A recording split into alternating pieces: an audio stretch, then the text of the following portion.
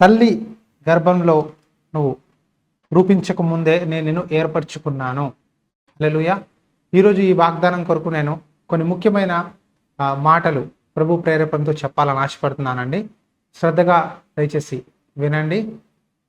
చాలామంది మనందరిలో దేవుని నమ్ముకున్నాక కొంతమంది నన్ను అందరూ విడిచిపెట్టేశారు, నన్ను ఎవరు పట్టించుకోరు, నేను ఎవరికి ఇష్టం లేదు, నా జీవితం ఎందుకు ఇలా ఉంది అని చాలామంది డిప్రెషన్లో, లోన్లీనెస్గా, లేకపోతే ఇన్ఫీరియారిటీ కాంప్లెక్స్తో, లేకపోతే ఇంట్రోవర్ట్ అంటారు కదా, ఇంట్రోవర్ట్గా ఉంటారు.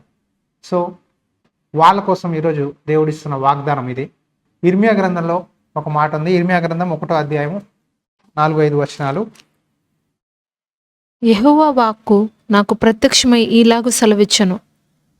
గర్భములో నేను నిన్ను రూపింపక మునుపే నిన్ను ఎరిగితిని, నీవు గర్భము నుండి బయలుపడక మునుపే నేను నిన్ను ప్రతిష్ఠించితిని, జనములకు ప్రవక్తగా నిన్ను నియమించితిని. ఇక్కడ వాక్యంలో రాయబడి ఉంది, యెహోవా వాక్కు నాకు ప్రత్యక్షమై ఇలాగు సెలవిచ్చెను. దేవుని వాక్యం అండి ఇర్మియా అనే వ్యక్తి దగ్గరికి ప్రత్యక్షమై ఇలాగ చెప్పిందంట.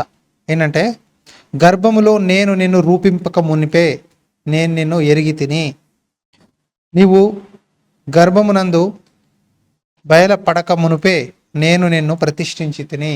హల్లెలూయా. చూడండి, మనందరం తల్లి కడుపులోంచి పుడతాము.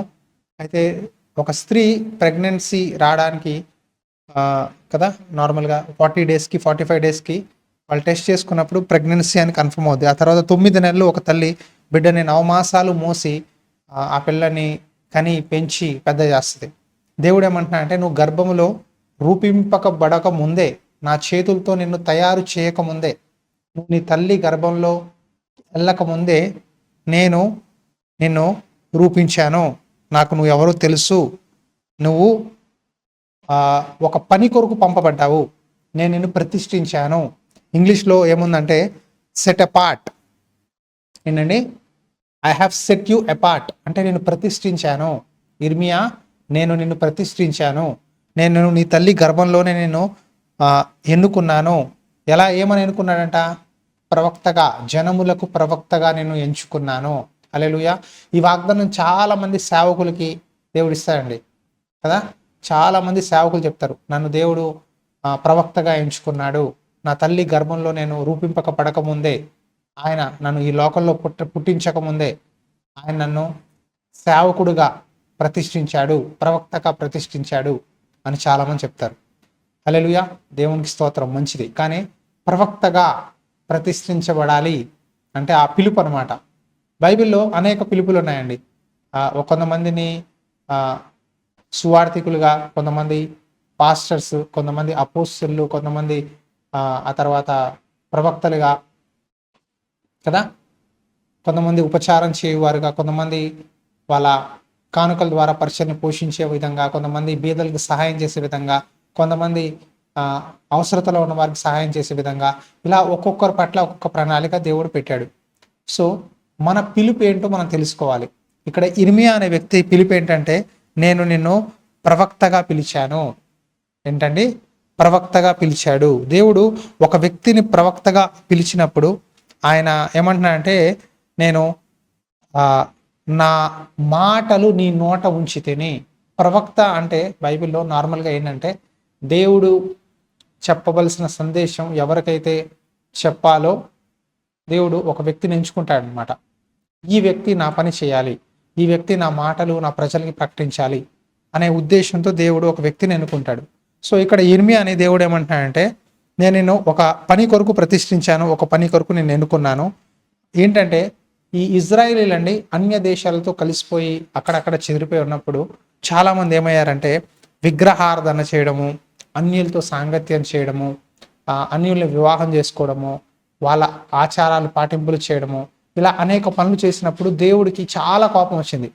వాళ్ళ క్రియలు బట్టి, వాళ్ళ పనిని బట్టి ఆయన విసిగి చెందిపోయి ఇక్కడ ఒక వ్యక్తిని ఎన్నుకున్నాడు. అతని పేరే ఇర్మియా. సో ఆ ఇర్మియా ఏమంటున్నాడంటే, దేవా, నేను బాలుడను, నేను చిన్నపిల్లోడిని, నేను మాట్లాడలేను, నేను చాలా యవనస్తుని, నాకు ఎలా మాట్లాడాలో తెలీదు, నేను చాలా యవనస్తుని, అంటుంటే దేవాదేవుడు అంటున్నాడు, నేను ఎవరి దగ్గరకు పంపిస్తే వాళ్ళ దగ్గరకు వెళ్ళాలి, నేను ఏది చెప్తే అది నువ్వు చెప్పాలి, నువ్వు వాళ్ళని చూసి భయపడద్దు, నేను నిన్ను విడిపిస్తాను అని ప్రభువారు చెప్తున్నారు. చూడండి, చాలాసార్లు మన జీవితంలో కూడా నేను ఇది చేయలేను ప్రభువా. మోషే కూడా ఇలాగే అంటాడు. మోషే కూడా ఒక ప్రవక్త. మోషే కూడా ఏమంటాడంటే, ప్రభువా నేను చేయలేనయ్యా, నా వల్ల కాదు ప్రభువా, నేను మాట్లాడలేను తండ్రి, నాకు శక్తి లేదు ప్రభువా అని మోషే అనేక సార్లు దేవుడితో మాట్లాడతాడు. నేను నాలుక మాంద్యం కలిగిన వాడిని ప్రభువా అంటుంటే దేవుడు ఏమంటాడంటే, లేదు లేదు, నేను చెప్పమన్న మాటలు నువ్వు చెప్పాలి, నేను ఎవరి కోసమైతే నేను ఎంచుకున్నానో, ఏ పని కొరకైతే ఎంచుకున్నానో నువ్వు వెళ్ళాలి, నువ్వు ఇశ్రాయేలీని ఆ బానిసత్వం నుంచి విడిపించాలి, వాళ్ళ మొర నా దగ్గరకు వచ్చింది అని దేవుడు చెప్తాడనమాట. సో ఇక్కడ ఇర్మియా అనే వ్యక్తిని దేవుడు తన తల్లి గర్భంలో రూపింపబడక ముందే ఎన్నుకున్నాడు. ప్రవక్త గురించి చెప్పవలసిన కొన్ని విషయాలు ఏముందంటే, చాలామంది ఈ రోజుల్లో ఒక ప్రాఫిట్ అని పేరు రాసుకుంటే, ఒక ప్రవక్త అనబడితే చాలామంది ఆశించేది ఏంటంటే జ్యోతిష్యం చెప్పించుకుంటారు కదా. ఏమని, నా పెళ్ళి ఎప్పుడైపోద్ది, నాకు ఉద్యోగం ఎప్పుడో చేస్తుంది, అలాగే నాకు ఈ పని ఎప్పుడు జరుగుద్ది, నేను ఇల్లు ఎప్పుడు కట్టుకుంటాను, నాకు సంతానం ఎప్పుడు కలుగుద్ది, ఇలాగా భవిష్యత్తు చూసేది జ్యోతిష్యం కాబట్టి భవిష్యత్తు చెప్పే విషయాలు కదా. సో అలాగా ప్రాఫిట్స్ దగ్గర కూడా వచ్చి ప్రాఫెసీ అడుగుతారు, ఇది ఎలా జరుగుద్ది, ఇది ఎప్పుడు జరుగుద్ది, మీరు నాకు డేట్ చెప్పండి, నెల చెప్పండి, సంవత్సరం చెప్పండి అని. కానీ ప్రవక్తని దేవుడు ఎంచుకున్న విధానం వేరు, అది కాదు. ప్రవక్త జ్యోతిష్యుడు అవ్వలేడు. ఈరోజు చాలామంది ప్రాఫిట్స్ అనేవారు జ్యోతిష్యులుగా మారిపోయి, నీకు దేవుడు ఇది ఇస్తాడు, నెక్స్ట్ ఇయర్ ఇది అవుద్ది, అది అవుద్ది అని చెప్తున్నారు. ఏదైనా సరే వాక్యానుసారంగా బిబ్లికల్గా మాట్లాడితే దేవుడు తన ప్రజలకి చెప్తాడు. అబ్రహాంతో చెప్పాడు, మరుసటి సంవత్సరాన్ని కుమారుడు పుడతాడంటే పుట్టాడు, కరెక్టే, కాదనట్ల. కానీ ఒక వే ఆఫ్ కాలింగ్ ప్రతి ఒక్కరికి సపరేట్గా ఉంటుంది. ప్రవక్తల్లో కూడా అనేక రకాలు ఉంటారు.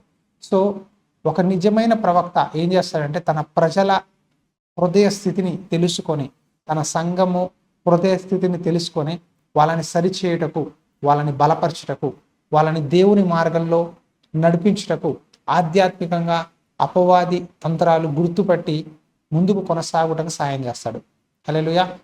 ప్రవక్త పని సంఘాన్ని బాగు చేయడం, ప్రవక్త పని విశ్వాసుల్ని దేవునితో ఏకపరచడం, ప్రవక్త పని సేవకులు ఎవరైతే సువార్థికులు ఉంటారో, ఎవరైతే పాస్టర్స్గా ఉంటారో వాళ్ళని బలపరచాలి, ధైర్యపరచాలి, సేవ చేయుటకు ప్రోత్సహించాలి. సో ఒక ప్రవక్త అండి డిజర్నింగ్ స్పిరిట్ కలిగి ఉంటాడు, ఆత్మ వివేచన కలిగి ఉంటాడు, జరగబోయే సంగతులు బయలుపరచగలడు. జరగబోయే సంగతులు బయలుపరచడం వేరు, ఒక వ్యక్తి పర్సనల్ విషయాలు బహిరంగంగా ప్రకటించడం వేరు. సో ఈ రెండింటికి కొంచెం తేడా ఉంది. జరగబోయే సంగతులు అంటే రాబోయే రోజుల్లో తుఫాన్లు వస్తాయి, కరువులు వస్తాయి, ఇబ్బందులు వస్తాయి, చీకటి దినాలు ఉన్నాయి, ఇవన్నీ జరగబోయే సంగతులు దేవుడు చెప్తున్నాడు వాక్యాల్లో. దేవుడు కొంతమంది ప్రవక్తలకి జరగబోయే ముందే బయలుపరుస్తాడు, అది వాస్తవము. కానీ వ్యక్తిగతంగా ఎప్పుడు మనం బహిరంగంగా ఎవరికి చెప్పాల్సిన అవసరం లేదు. వ్యక్తిగతంగా మనం చెప్పాలంటే 1-to-1 చెప్పడం చాలా మంచిది. కొంతమంది 1-to-1 ప్రాఫెసీ చెప్తారు, దేవుడు నీకు ఉద్యోగం ఇస్తాడు, నీకు కుమారుడు ఇస్తాడు, నీకు సంతానం ఇస్తాడు, లేకపోతే నీ వివాహం జరుగుద్ది అని జనరిక్గా దేవుడు చెప్పిస్తాడు. సో అవన్నీ ఒక వ్యక్తి ఆత్మలో బలపడడానికి, సంఘ క్షేమాభివృద్ధి కొరకు దేవుడు ప్రవక్తల్ని కన్నిగుడ్డు వలె, కంటి వలె, చూపు వలె, మార్గదర్శుల వలె దేవుడు ఎంచుకున్నాడు. హల్లెలూయా. సో ఇర్మియా అని దేవుడు అంటున్నాడు, నేను ప్రవక్తగా ఎంచుకున్నాను, నీ తల్లి గర్భంలోనే రూపించాను అంటున్నాడు. ఇర్మియా విషయంలో దేవుడు ఆయన మాటలు అక్కడున్న ఇజ్రాయేలీలకి, ఆ యూదా తర్వాత ఇజ్రాయేల్ గోత్రాలు ఎంతమంది అయితే చెదిరిపోయి ఉన్నారో వాళ్ళకి చెప్పమని చెప్తున్నాడు. మరి ఇష్యా విషయంలో, ఇష్యా ప్రవక్త విషయంలో చూస్తే ఒక మాట ఉంది, చూద్దాం. ఇష్యా 49. ద్వీపములారా నా మాట వినుడి, దూరమున ఉన్న జనులారా ఆలకించుడి. నేను గర్భమున పుట్టగానే యెహోవా నన్ను పిలిచెను, తల్లి నన్ను ఒడిలో పెట్టుకున్నది మొదలుకొని ఆయన నా నామము జ్ఞాపకం చేసుకొనెను. నా నోరు వాడిగల ఖడ్గముగా ఆయన చేసి ఉన్నాడు, తన చేతి నీడలో నన్ను దాచి ఉన్నాడు. నన్ను మెరుగుపెట్టిన అంబుగా చేసి తన అంబుల పొదిలో మూసిపెట్టి ఉన్నాడు. ఇష్యా విషయంలో దేవుడు ఏమంటున్నాడంటే, తల్లి గర్భంలో రూపించక ముందే, నా తల్లి నన్ను కనక ముందే యెహోవా నన్ను పిలిచి నన్ను ఒడిలో పెట్టు కొని ఏమంటున్నాడంటే కొన్ని మాటలు చెప్తున్నాడు. ఒడిలో పెట్టుకున్నది మొదలుకొని ఆయన నా నామము జ్ఞాపకం చేసుకునెను. హల్లెలూయా. నేను పుట్టక ముందే దేవుడు నన్ను పిలిచాడు. నా తల్లి కడుపులో ఉండక ముందే ఆయన నా పేరు పెట్టి పిలిచాడు. దేవుడికి మీ పేరేంటో తెలుసు. రెండో మాట, నా నోరు వాడిగల ఖడ్గముగా ఆయన చేసి ఉన్నాడు. తన చేతి నీడలో నన్ను దాచి ఉన్నాడు. నా నోరు వాడిగల ఖడ్గముగా, ఖడ్గము అంటే వాక్యం అండి. దేవుడు తన ప్రవక్త నోటిలో వాక్యం పెట్టి ఆయన చేతి నీడలో కప్పి ఉన్నాడు. ఆ తర్వాత నన్ను మెరుగుపెట్టిన అంబుగా చేసి తన అంబుల పొదిలో మూసిపెట్టి ఉన్నాడు. హల్లెలూయా. నన్ను మెరుగుపెట్టిన అంబుగా చేసి, మెరుగు పెట్టిన అంబుగా చేసి. ఒక యారో బాణం వెయ్యాలంటే, వేటగాడు ఒక బాణాన్ని వాడాలంటే అది చాలా సిద్ధపడి చాలా వెయిట్ చేస్తుంది. అంబుల పొదలో దాన్ని బాణాలు అన్నీ పెడతారు. అది కనిపెడుతుంది నన్ను ఎప్పుడు వాడతాడా ఎప్పుడు వాడతాడా ఎప్పుడు వాడతాడా అని. కొన్నిసార్లు అండి, కొన్ని నెలలు సంవత్సరాలు అంబుల పొదలో ఆ బాణం అలాగే ఉండాలి. అర్థమవుతుంది కదా. ప్రవక్త కూడా అండి కొన్ని నెలలు కాదు కానీ కొన్ని సంవత్సరాలు అలా దేవుడు దాచి పెడతాడు. ఒక సెల్ఫ్లో ఎలా పెడతాడో, ఒక సెల్ఫ్లో కొన్ని వస్తువులు మనం ఈ సిరమిక్ పాత్రలు ఉంటాయి కదా, డిన్నర్ సెట్ అని పింగాణి పాత్రలు, అవి మనం ఎక్కడ పెడతాం, రోజు వాడడం తినడానికి, పైన అల్మారాలో పెడతాం. టైం వచ్చినప్పుడు, గెస్ట్లు వచ్చినప్పుడు, ఎవరైనా స్పెషల్గా వచ్చినప్పుడు అప్పుడు తీసి దాన్ని నీట్గా కడిగి తుడిచిపెట్టి వాళ్ళకి భోజనం పెడతారు. కొన్నిసార్లు దేవుడు మనల్ని గాజు పాత్రలాగా, పింగాణి పాత్రలాగా లేదా అంబుల పొదలో అంబు వలె పెట్టేస్తాడు. నన్ను ఎప్పుడు వాడతావు, నన్ను ఎప్పుడు వాడతావు, నన్ను ఎప్పుడు తీస్తావు, నన్ను ఎప్పుడు తీస్తావు, నేను ఎంతకాలం వెయిట్ చేయాలి, ఎన్ని రోజులు వెయిట్ చేయాలి అని మనం ఏడుస్తూ ఉంటాం. ఈ అంబుల పొదలో బాణం కూడా వెయిట్ చేస్తుంది. దేవా నన్ను ఎప్పుడు వాడతావు, నన్ను ఎప్పుడు వాడతావు. విషయాన్ని కూడా దేవుడు అంబుల పొదలో బాణం వలె వాడాడంట. నేనండి ఉద్యోగం వదిలేసి సేవకు వచ్చే ముందు లిటరల్గా 3 సంవత్సరాలు స్ట్రగుల్ అయ్యాను. 3 సంవత్సరాలు దేవుడు నాకు వాగ్దానాలన్నీ ఇచ్చాడు సేవ కొరకు రమ్మని. కానీ ఎలా రావాలి, ఎప్పుడు రావాలి, అది మాత్రం చెప్పేవాడు కాదు. అడిగితే వెయిట్ చేయి, కనిపెట్టు, ఓర్చుకో, నా బలిష్టమైన చేతి కింద అణిగి ఉండు, తగిన సమయంలో నేను దీవిస్తాను. ఇజ్రాయేలీలు ఎలా బానిసత్వంలో ఉన్నప్పుడు ఎంత బాధపడ్డారో, అలాగే సేవకి బయటికి రావాలి ఉద్యోగం వదిలేసి కుటుంబంగా అనుకునేటప్పుడు నేను కూడా అంతగా వేదన పడ్డా. వాగ్దానాలన్నీ ఉన్నాయి, మాటలన్నీ ఉన్నాయి, ఎప్పుడు రావాలి, సరైన సమయం ఎప్పుడు, అదే తెలియలా. ఎంతమంది సేవకులు వాక్యాలు విన్నా సరే చాలామంది నాకు దేవుడు నేను సేవకు పిలుస్తున్నాడు, దేవుడు నేను పిలుస్తున్నాడు అంటున్నారు, కానీ ఎప్పుడు రావాలో చెప్పేవారు కాదు, అర్థమయ్యేది కాదు. చాలా స్ట్రగుల్ అయిపోయేది లోపల. నన్ను అంబుల పొదలో బాణం ఎలా పెడితే ఉంటుందో అలా నేను అనుభవించా. ఆ తర్వాత ఒకరోజు దేవుడు నాతో మాట్లాడి దేవుడు అన్నాడు, ఇప్పుడు రా, నేను నిన్ను వాడుకుంటా అన్నప్పుడు రిజైన్ చేసి సేవకు వచ్చాక కూడా అండి నేను అనేక సంవత్సరాలు దాగి ఉన్నా, ఇంకా దాగే ఉన్నాను. నాకు తెలిస్తే, మీకు తెలుసో తెలియదో, నేను నా భార్య మేము చేసే ఇక్కడ పరిచర్య, దేవుడు మమ్మల్ని ఆంధ్ర తెలంగాణ అక్కడి నుంచి ఒక తన్ని తోసేసి ఇక్కడ నార్త్ ఇండియాలో పెట్టి ఇక్కడ దాచి ఉంచాడు. ఇక్కడ చాలామందికి మమ్మల్ని కనపడకుండా దేవుడు దాచి ఉంచాడు. దాగి ఉండటం అనేది చాలా కష్టం అండి. చాలామంది అనుకుంటారు పైకి వచ్చేయాలి, ఫేమస్ అయిపోవాలి.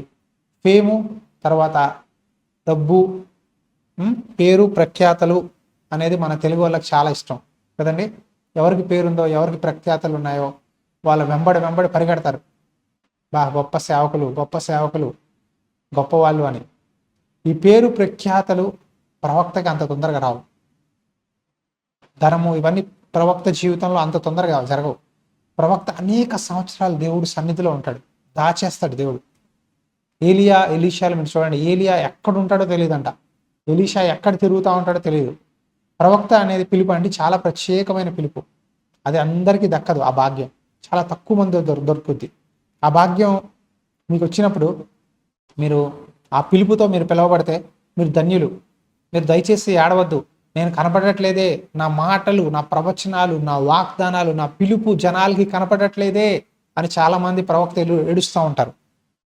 తెలుసా మీకు? చాలామంది ఏడుస్తున్నారు, బాధపడుతున్నారు. మీకు శుభవార్త ఏంటంటే దేవుడు మిమ్మల్ని అందరికీ కనపడే విధంగా చేయడు. కొద్ది సమయం మీరు అంబుల పొదలో ఉన్న బాణం ఎలా ఉంటుందో అలా మీరు ఉండాలి. ఇది కొన్ని సంవత్సరాలు దేవుడు దాస్తాడు. ప్రవక్తలండి పరిశుద్ధాత్మ శక్తితో నింపబడి ఉంటారు. ప్రవక్తల నోట మాట ఎలా ఉంటుంది తెలుసా? దేవుని మాటగా ఉంటుంది. ఒక్కసారి ఆ నోట్లోంచి మాట బయటికి వెళ్ళిందా అది నెరవేరుతుంది. ఎందుకంటే మీ నోటిని దేవుడు వాడుకుంటున్నాడు. ఇక్కడ ఏం రాస్తుందంటే, నా నోటిని వాడికల ఖడ్గముగా ఆయన నన్ను చేస్తున్నాడు. వాడిగల ఖడ్గం అంటే ఏంటి తెలుసా? షార్ప్ కత్తి అండి, పెద్ద కత్తి.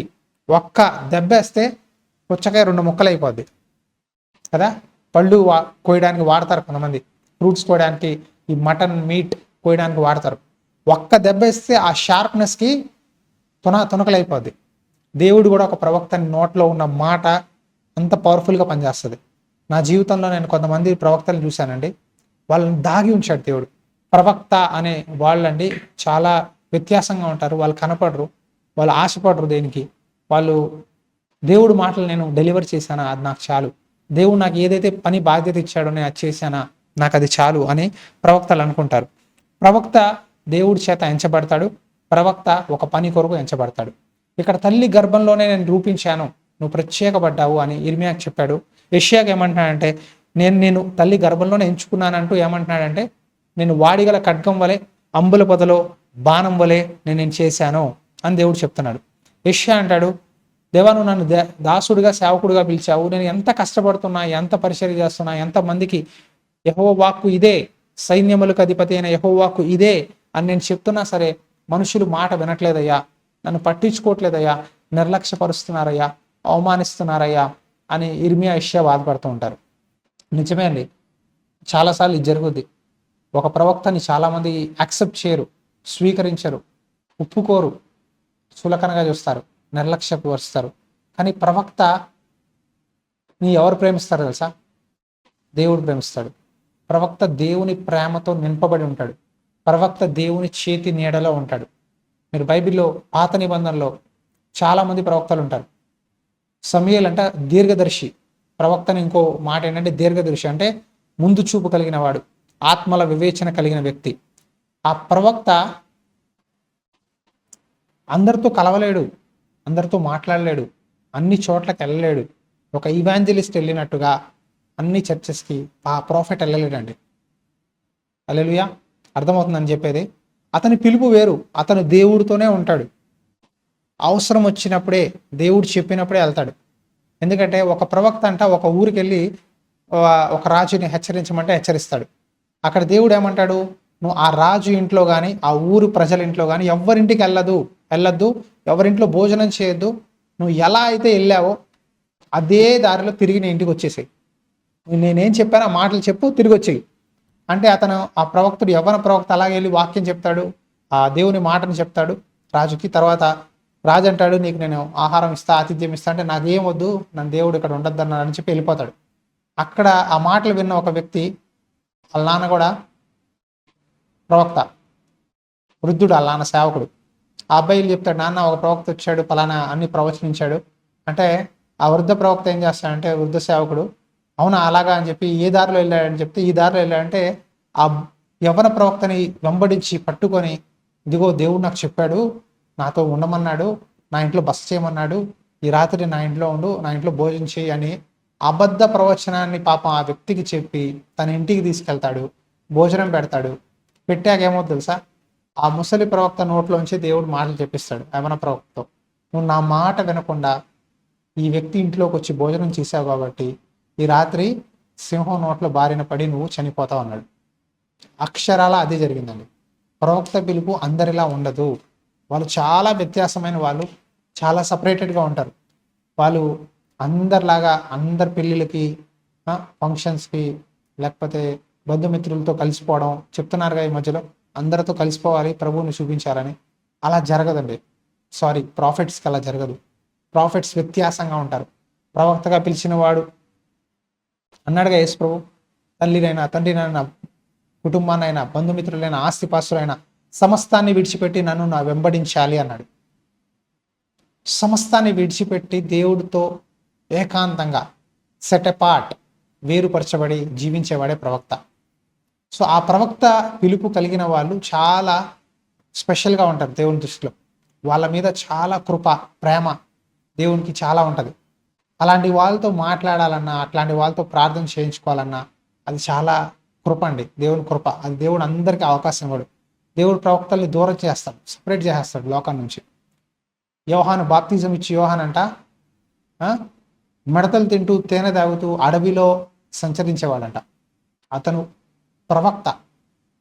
సమయం వచ్చినప్పుడు తను ఏం చేస్తాడు తెలుసా? మనుషుల మధ్యలోకి వచ్చి ఆ యోర్దాన్ నది దగ్గర గలీలే ప్రాంతాల్లో ఏం చెప్తాడంటే, పరలోక రాజ్యం సమీపించున్నది, మారు మనసు పొంది మీరందరూ ఏం చేయాలి? పాప క్షమాపణ పొందండి. ఇదిగో గొడ్డలి చెట్టు మొదల మీద ఉంది, అంటే తీర్పు దేవుడిది, ఉగ్రత రాబోతుంది. యేసు ప్రభు వారు వస్తున్నారు, మెస్సయ్య వస్తున్నాడు.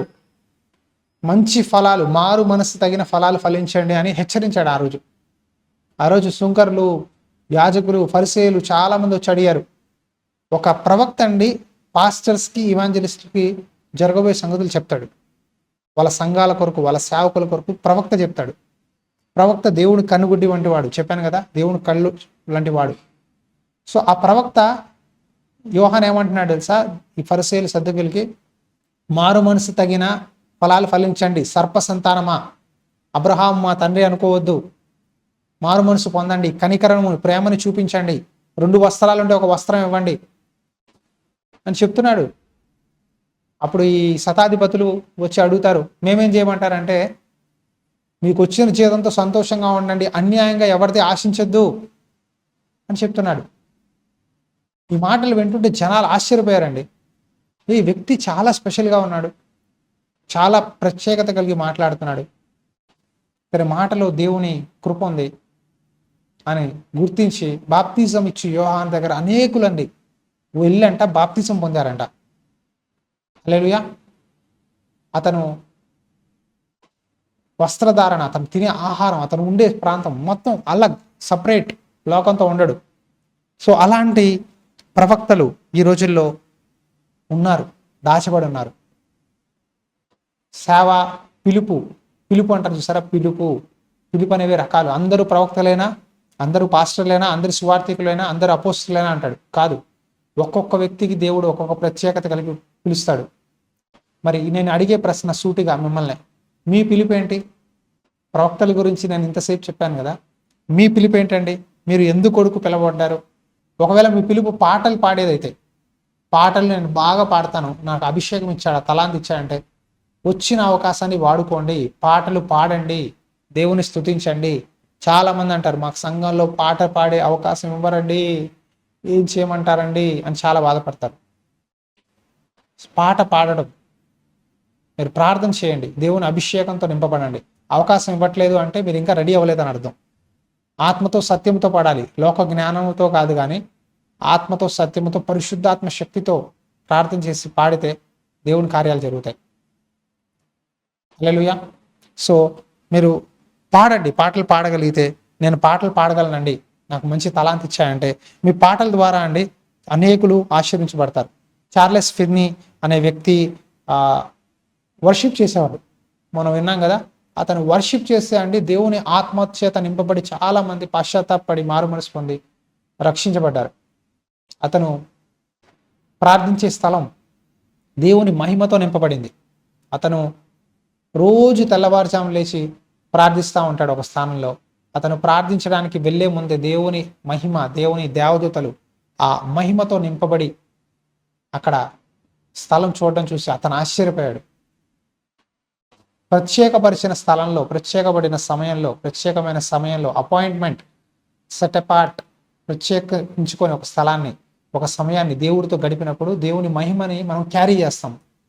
ప్రవక్త అండి దేవుని మాటలను క్యారీ చేస్తాడు, దేవుడు వాక్యాన్ని, దేవుడు మాటలని. ఏ సమయంలో ఎప్పుడు ఏది చెప్పాలో ప్రవక్త నోట్లో ఉంటుంది. సో ఆ మాటలు ప్రవక్త క్యారీ చేస్తాడు. మనం దేవుని మాటలు, ఒకవేళ మీరు మంచిగా సాక్ష్యం చెప్పితే సాక్ష్యం చెప్పండి, దేవుని వాక్యాన్ని మంచిగా వివరించి అన్యులు తీసుకురాగలిగితే. కొంతమందికి ఆంద్రియా పిలుపు ఉంటుందండి. ఆంద్రియా పేతురు సహోదరుడు.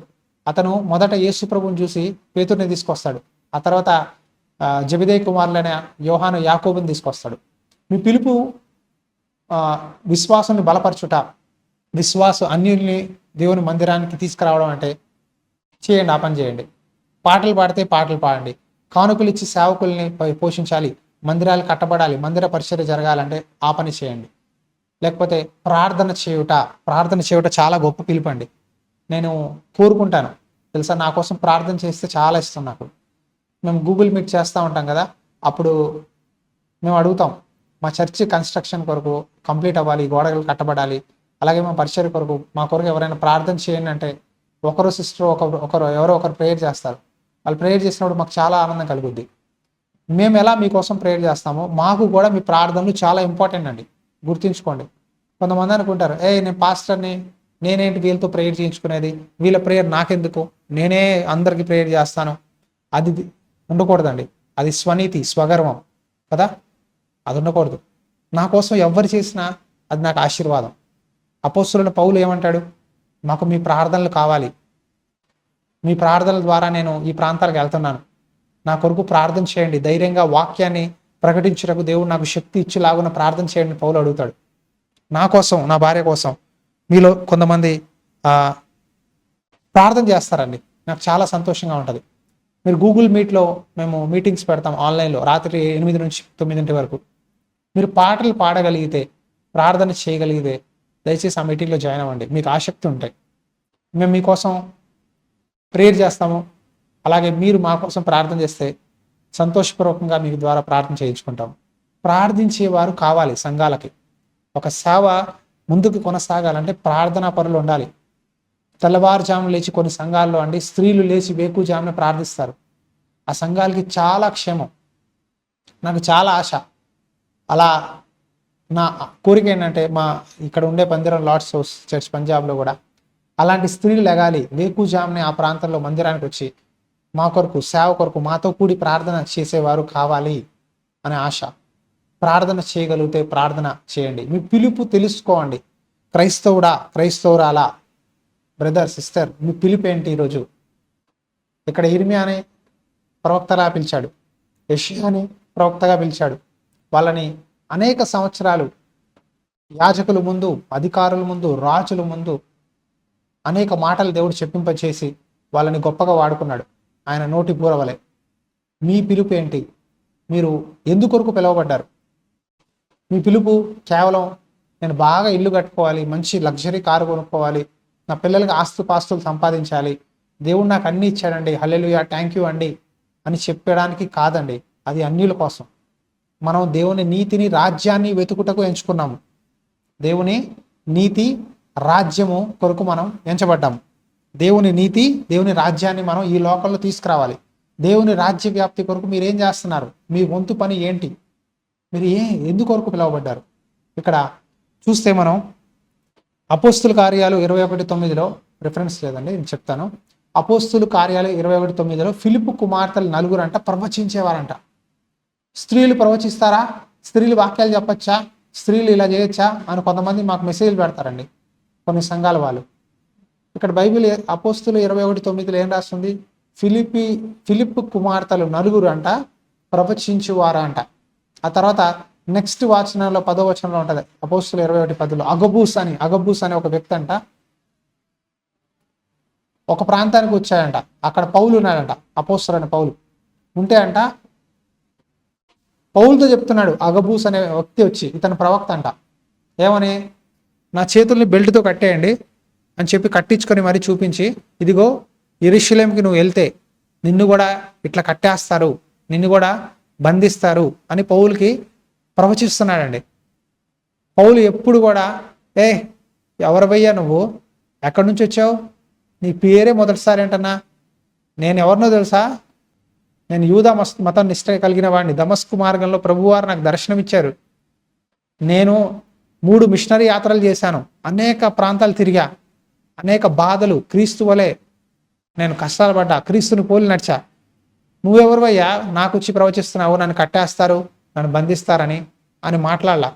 ఆయన గౌరవించాడండి. అపోస్తులుడు, పౌలు పిలుపు ఏంటి? అపోస్తులుడు కదా. ప్రవక్త ప్రవచనాన్ని పౌలు స్వీకరిస్తున్నాడు. ప్రవక్త ప్రవచించినప్పుడు అపోస్తులుడైనా, పాస్టర్ అయినా, ఇవాంజలిస్ట్ అయినా దేవుడి మాట అది రూఢిపరచబడితే మనం దాన్ని యాక్సెప్ట్ చేయాలి, తీసుకోవాలి.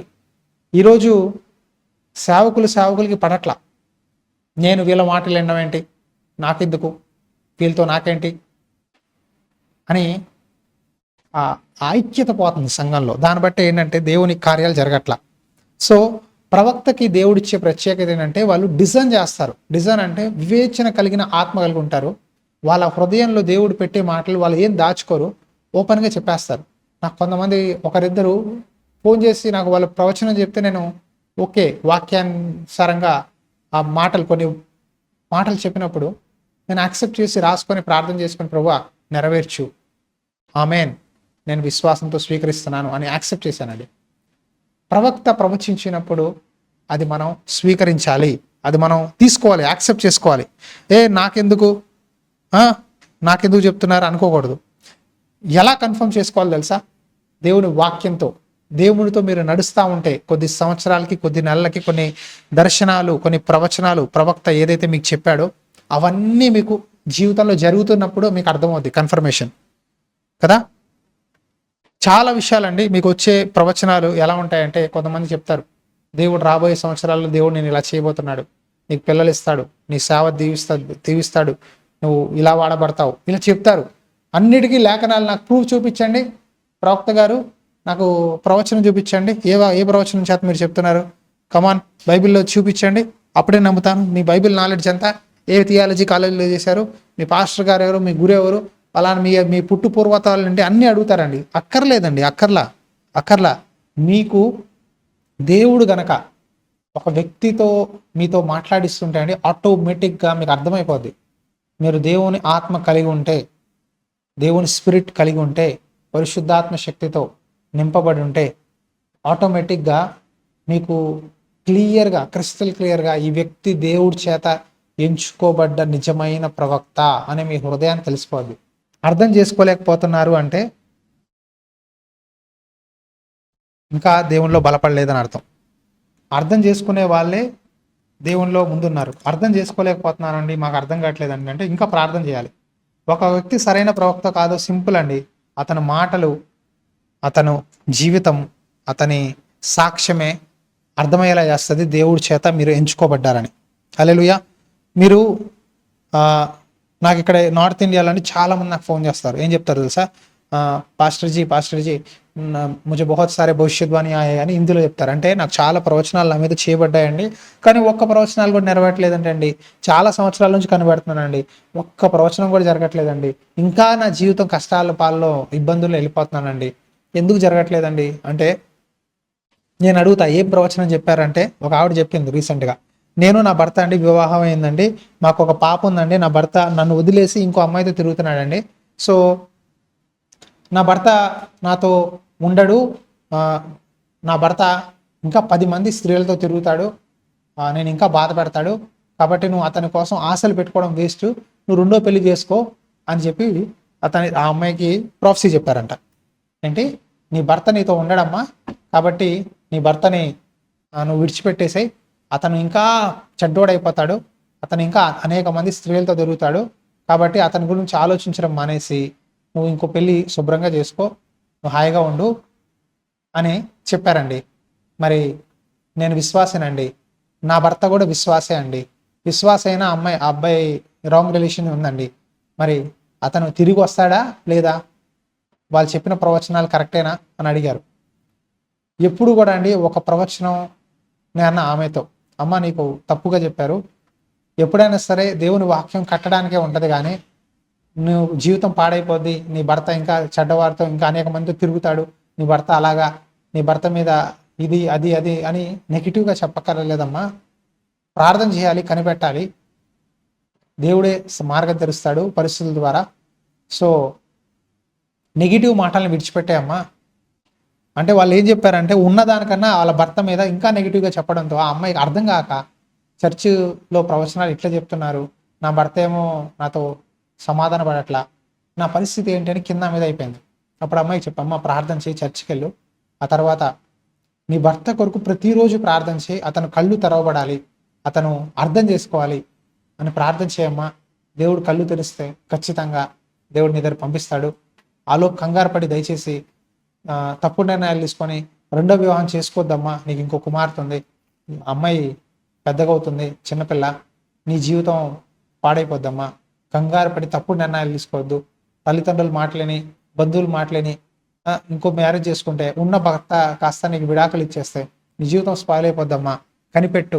ప్రవచనాలు దేవుడి నుంచి వస్తే అది నీ జీవితాన్ని కట్టడానికే కానీ అది పాడు చేయడానికి కాదు అని చెప్పినప్పుడు థ్యాంక్ యూ పాస్టర్ గారు, నా కళ్ళు తెరుచుకున్నాను. మేలే దేవుడు చేస్తాడు కానీ ఎవరికి కీడు ప్రవచనాలు ఇవ్వడు అనే మాట ఆమె అర్థం చేసుకుంది. హల్లెలూయా. సో ఎప్పుడైనా సరే నువ్వు నాశనం అయిపోతావు, నువ్వు ఇదైపోతావు అనేది ప్రవచనాలు కాదు, అవి శాపాలు కదా. నువ్వు దిగజారిపోతావు, ఇవి శాపాలండి, శాపాలు, ప్రవచనాలు కాదు. ప్రవచనం అనేది కట్టడానికి, ఒక వ్యక్తి పాప స్థితిని గుర్తు చెప్పి దాన్ని సరి చేసుకోమంటది. దావీదు బెత్షెబాతో పాపం చేస్తే నాతాను ఏమంటాడు, ప్రేమగా చెప్తాడు, వెళ్ళి ఫస్ట్ ఒక కథ చెప్తాడు, గొర్రెపిల్ల కథ చెప్పి, ఒకటి దగ్గర కొన్ని వేలాది గొర్రెలు ఉన్నాయి, ఇంకోటి దగ్గర చిన్న ఒక గొర్రెపిల్ల ఉంది, ఆ గొర్రెపిల్లని వాడు లాక్కున్నాడు అని చెప్పి కథ ద్వారా దావీదు హృదయ స్థితిని బయటపరుస్తాడు. అంతేగాని నువ్వు వ్యభిచారివి, నువ్వు నాశనం అయిపోతావు ఇవన్నీ చెప్పలా. కానీ దావీదు గుర్తుపడతాడు, పాపం చేశాను, నేను పశ్చాత్తాపడతాను, నన్ను హిస్సోపుతో కడుగు దేవా, నాకు కొత్త హృదయం దయచేయని కీర్తన 51 అధ్యాయం మొత్తం మనం చూస్తే కొత్త హృదయం ఇవ్వు, నన్ను కడుగు, నా పాపాన్ని తుడిచివేయి అని మొరపెడతాడు. సో ప్రవచనం అనేది మీ జీవితాన్ని కట్టడానికి కానీ పాడు చేయడానికి కాదు. కీర్తన 139:16 వచనం. నేను పిండమునై ఉండగా నీ కన్నులు నన్ను చూచెను, నియమింపబడిన దినములలో ఒకటైన కాకమునుపే నా దినములన్నీయు నీ గ్రంథంలో లిఖితములాయెను. నేను పిండమై ఉండగా నీ కన్నులు నన్ను చూచెను. ఆమేన్, హల్లెలూయా. పిండం అండి, ఒక స్త్రీ గర్భంలో బిడ్డ వచ్చిన వెంటనే అది 30 రోజులు ఫస్ట్ స్కానింగ్ చేయించినప్పుడు పిండంగా ఉంటుంది. నా భార్య ప్రెగ్నెంట్గా ఉన్నప్పుడు నా బాబు మొదటి అబ్బాయి జాన్ అనమాట, బాబు పేరు బాబు జాన్. సో ఆ బాబు చూస్తే, ఆ పిండం చూస్తే చిన్న కళ్ళు ఇలా వంకి తిరిగి కర్వ్ షేప్లో ఉందన్నమాట నడుము నుంచి. నాకు చాలా ఆశ్చర్యం అనిపించింది, ఏంటి ఇలా ఉంది, ఏంటి బిడ్డ ఉండాలి కదా, బిడ్డ లేడేంటి, ఇదేదో ఫీటస్ అంటారు, సైన్స్ భాషలో ఫీటస్ అంటారు. ఇట్లా వంకీలా తిరిగి షీ షేప్లో కళ్ళు చిన్నగా ఉండి ఏలియన్లా ఉందన్నమాట. నేను చాలా భయపడ్డా, ఏంటి ఇలా ఉన్నారు, ఇలా ఉన్న వ్యక్తి, ఇలా ఉన్న లోపల ఆ బిడ్డ ఇలా అవుతాడా, పెద్దగా అవుతాయి, ఇలా కాళ్ళు చేతులు లేవేంటి, చాలా భయపడ్డాను ఆ స్కానింగ్ చూసినప్పుడు. అప్పుడు నాకు ఈ మాట గుర్తొచ్చింది, నేను పిండముగా ఉండగా నీ కన్నులు నన్ను చూచెను. ఈరోజు మనం కూడా చూస్తాం, దేవుడు ఎలా చూస్తాడో మనం కూడా ఈ స్కానింగ్స్లో చూస్తూ ఉంటాం. తర్వాత ఇంకో మాట, నియమింపబడిన దినములలో ఒకటైనా కాకమునుపే నా దినములన్నీయు నీ గ్రంథములో లిఖితములాయెను. హల్లెలూయా. నియమింపబడిన దినములు ఒక్కటైనా కాక మునిపే అంటే నువ్వు లోకంలో బయటికి పుట్టక ముందే నా దినములన్నీ, అంటే నా జీవితం మొత్తం నా తల్లి కడుపులో ఉన్నప్పుడే, నేను ఏ రోజు పుడతాను, ఏ రోజు పెద్దగా అవుతాను, ఏ రోజు ఉద్యోగం చేస్తా, వివాహం చేసుకుంటా, జాబ్ చేస్తా, సేవ చేస్తా, నేను ఎప్పుడు చనిపోతాను, ఎప్పుడు నీ దగ్గరకు వస్తాను, నా లైఫ్ అంతా, నా జీవిత చరిత్ర అంతా నీ గ్రంథములో లిఖితము ఆయను. చూడండి, హల్లెలూయా. మీరు మీ తల్లి కడుపులో ఉన్నప్పుడే అంట మీ లైఫ్ అంతా అంటే దేవుడు ఆయన గ్రంథంలో రాసుకుంటాడంట. ఎంత మంచి వాక్యం అండి. మీరు ఎందుకంత ఏడుస్తారు, నేను ఒంటరిగా ఉన్నాను, నన్ను అందరూ విడిచిపెట్టేశారు, నా జీవితం ఏంటో అర్థం కావట్లా. మీ డే, ఇప్పుడు వ్లాగులు చేస్తారు యూట్యూబర్స్ కదా, మీకు ఇంకా అర్థమయ్యేలా చెప్తున్నాను చూడండి. మీకు వ్లాగ్ చేస్తారు కదా చాలామంది, నేను ఈరోజు లేచాను, నేను ఆఫీస్కి ఇంటికి వెళ్ళాను, నేను ఇది చేస్తున్నాను, అది చేస్తాను అని కదా వ్లాగ్స్ చేస్తారు. కొంతమంది వంటింట్లో పప్పుచారు చేస్తున్నాను, ఇది చేస్తున్నా, అది చేస్తున్నా అని చెప్తారు. సో ఒక వ్లాగ్ ఏంటంటే డే టు డే ఈరోజు నేను యాక్టివిటీ చేశానని కొంతమంది వాళ్ళు వ్లాగర్స్ పెట్టుకుంటారు. అలాగే మీ దినములన్నీ, మీ లైఫ్ అంతా షార్ట్గా దేవుని గ్రంథంలో ఒక 1 లైన్లో లేదా 1 పారాలో మరి దేవుడు ఎలా రాస్తాడో, ఎంత రాస్తాడో మీకోసం నాకు తెలియదు, కానీ ఆయన మీ జీవితం అంతా ఒక సినాప్సిస్ అంటారు కదా, ఒక బుక్ మనం చదివే ముందు ఒక ప్రిఫేస్ అని ఉంటుంది, అంటే ఆ పుస్తకానికి గురించిన సారాంశం. అలాగే మీ పేరు రాసి మీ సారాంశం, మీ పట్ల పిలుపు ఏంటి, ఎందుకు పుట్టారు, ఏం చేశారు, అదంతా అంట మీ తల్లి కడుపులో ఉన్నప్పుడే మీ దినములు, అంటే 9 మాసాలు అయ్యి బిడ్డ బయటికి రాకముందే మీ జీవితం అంతా దేవుడు ఆయన గ్రంథంలో రాస్తాడంట. హల్లెలూయా. అంత గొప్ప దేవుడు మన యేసయ్య. సో ఎందుకండి బాధపడతారు, ఎందుకు నా పిలుపు ఏమైపోయొద్దో, నా సేవ ఏమైపోయొద్దో, నా ఉద్యోగం ఏమైపోయొద్దో, నాకు సంతానం కలుగుతారా, నాకు ఉద్యోగం వస్తుందా, నాకు అది జరుగుద్దా, ఇది ఎందుకు బాధపడతారు? ఆకాశ పక్షుల్ని చూడండి, అవి చింతించవు. మనం ఎక్కువగా చింతిస్తే మనం ఏం సాధించలేము. కాబట్టి ఈరోజు నువ్వు ఏం చేయాలి, నీ పనేంటి, నీ పిలుపు ద్వారా ఎంతమంది దీవించబడుతున్నారు, ఎంతమంది రక్షించబడుతున్నారు, ఎంతమందికి మన జీవితం ఉపయోగకరంగా ఉంది, ఎంతమంది దీవించబడుతున్నారు, ఎన్ని సేవలు పోషించబడుతున్నాయి, ఎంతమంది సేవకులు మీ కొరకు ఆనందించి ప్రార్థిస్తున్నారు, మనం గుర్తించాలి. ఈ వాక్యం వింటున్న ప్రియమైన సహోదరి సోదరులారా, దేవుడు మిమ్మల్ని చాలా ప్రేమిస్తున్నాడండి. మీరు ఈ మాటలు వింటున్నారంటే దేవుడు మిమ్మల్ని మీ తల్లి కడుపులో పడక ముందే, పెండంగా ఉన్నప్పుడే, ఈ లోకంలో రాకముందే ఇవన్నీ దేవుడు ప్లాన్ అండి. దేవుడు ప్లాన్లో మీరు వింటున్నారు వాక్యం. దేవుడు ప్లాన్ లేకుండా మీరు లైవ్ ఛానల్కి రారు, వినరు. ఇవన్నీ దేవుడి ఆది ప్రణాళిక. నేను ఎప్పుడు అనుకోలే ఇలా వాక్యాలు చెప్తానని, ఎందుకంటే నేను చాలా సిగ్గుపడతా. నేను ఇక్కడ ఇరిమియా చెప్తాడు సరే, నేను బాలున్నయ్యా, నేను మాట్లాడలేనయ్యా, నాకు సిగ్గయ్యా, నేను ఇట్లాగే చెప్పేవాడు, నేను మాట్లాడలేను ప్రభువా, నేను మాట్లాడితే వినరయ్యా, నా వల్ల కాదయ్యా, అయ్యో ప్లీజ్ అయ్యా, ఇంత పెద్ద టాస్క్ నాకు ఇవ్వద్దయ్యా, నేను నా భార్య ఇదే చెప్పేవాళ్ళం. కానీ ఎప్పుడైతే ఆ పిలుపు మమ్మల్ని పట్టుకుందో, దేవుడి మాటలు మా హృదయంలో పడ్డాయో, దేవుడి మాటలు మమ్మల్ని నడిపించుకెళ్తున్నాయి. ఆయన లాక్కెళ్తున్నాడు మమ్మల్ని, పరిశుద్ధాత్మ దేవుడు. మేము ఇది మా శక్తితో చెప్పట్లేదు, దేవుని కృప ద్వారా, ఆయన ప్రేమ ద్వారా మీతో ఈ కొద్ది మాటలు చెప్తున్నాము. మీరు దయచేసి డిప్రెస్ అవ్వద్దు. దేవుడు మిమ్మల్ని మీ అమ్మ కడుపులో మీ అమ్మగారు పెండంలో మీరు రూపించబడకముందే మీ దినాలన్నీ, మీ డేస్ అన్నీ, మీ ఆయుష్కాలం అంతా ఆయన రాసుకున్నాడు. సో బ్రదర్స్, సిస్టర్స్, దయచేసి బాధపడద్దు. దేవుడు మీ జీవితాల్లో గొప్ప కార్యాలు చేస్తాడు. ఇర్మియాని, యెషయాని ఎలాగా అంబుల పొదలో బాణంగా వాడుకున్నాడో, వాడిగల ఖడ్గంలా వాడుకున్నాడు. ఇర్మియాని అంటాడు, అనేక రాజ్యాలు పడవేటకు, త్రోసివేటకు, లేపుటకు, కట్టుటకు, నాటుటకు నేను నియమించానన్నాడు. అలాగా ఇర్మియా ముందు అనేక రాజ్యాలు పడిపోయినాయి. ఇజ్రాయేలీలందరూ బబులోని కొనబోయబడ్డారు, తను కూడా వెళ్తాడు. సో మీ ద్వారా దేవుడు అనేక కార్యాలు చేయునుగాక, మిమ్మల్ని దీవించి అనేకులకి ఆశీర్వాదంగా మార్చునుగాక. ఆమెన్.